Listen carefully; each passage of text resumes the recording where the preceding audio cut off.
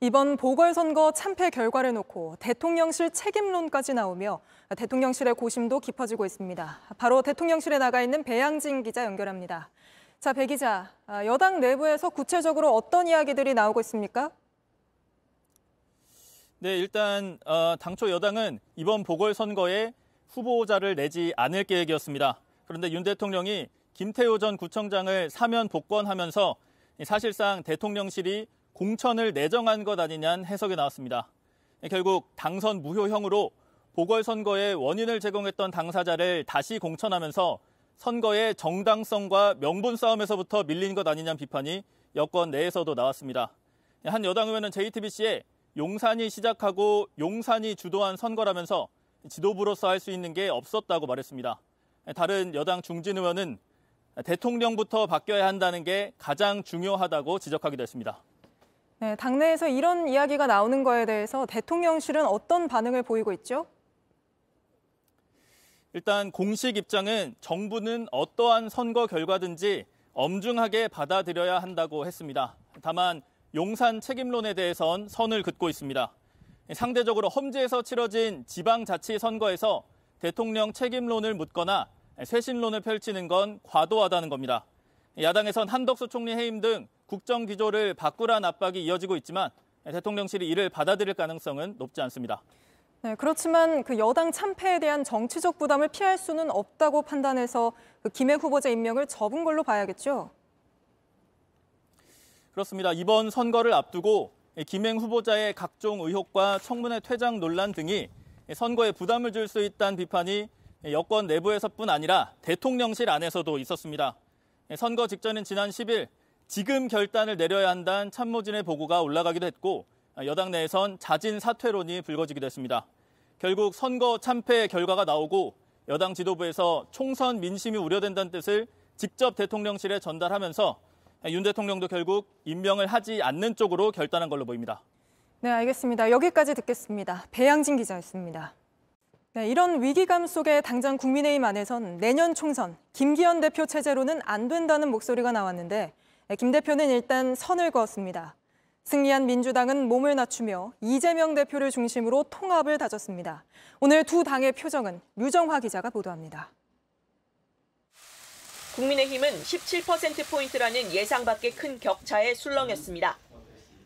이번 선거의 패인을 냉철하게 분석하고 수도권 등에서 국민들의 마음을 더 많이 얻을 수 있도록 지도부에선 총선 대비 체제로 조기에 전환해 인재 영입에 속도를 내는 방안 등이 논의됐습니다.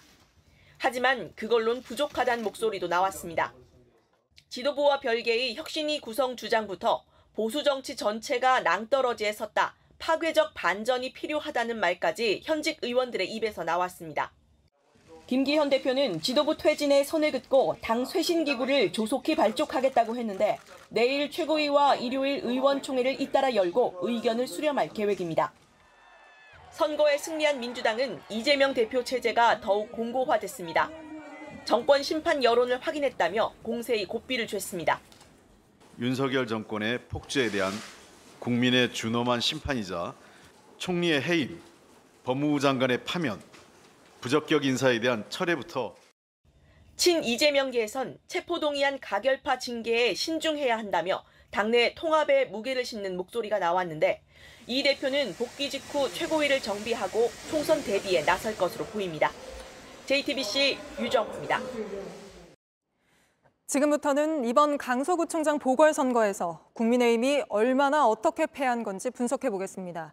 우선 결과를 짧게 소개해드리면 국민의힘 김태우 후보가 민주당 진교훈 후보에게 17%포인트 넘는 큰 격차로 졌습니다. 이 숫자가 어떤 의미인지 정치부 강희연 기자와 살펴보겠습니다. 자, 강 기자, 이게 거의 1년 만에 다시 한 투표잖아요. 그런데 이번에는 김태우 후보가 17%포인트 넘게 뒤졌습니다. 중도 표심이 야당 쪽으로 넘어갔다, 이렇게 볼 수 있을까요?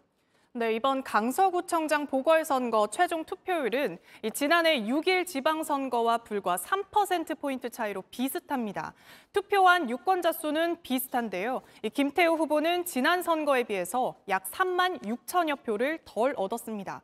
득표율도 비교해보면 이 전체 투표자의 약 12%포인트가 야당 쪽으로 돌아섰다는 분석이 가능한데요. 이 중엔 정당 선호도가 뚜렷하지 않은 중도 성향 부동층이 상당수 포함된 것으로 해석됩니다. 결국 이들이 이번엔 야당 손을 들어준 게 승패를 갈랐다고 볼 수 있습니다. 네, 이게 사실 지자체장 보궐선거인데도 사실상 전국 단위 선거로 좀 여겨졌잖아요. 그래서 여권이 좀 더 충격을 크게 받은 것 같습니다. 네, 맞습니다. 이 민주당 이재명 대표의 구속영장이 기각된 직후에 치러지는 선거였고 또 정권 심판론이 부각되면서 사실상 윤 대통령과 이재명 대표의 대리전이다 이런 해석까지 나왔었죠. 결과적으로는 이번 김 후보의 득표율이 최근 여론조사에서 윤 대통령의 국정수행 긍정평가 그리고 국민의힘의 정당 지지율과 거의 일치하는 것으로 나타났는데요.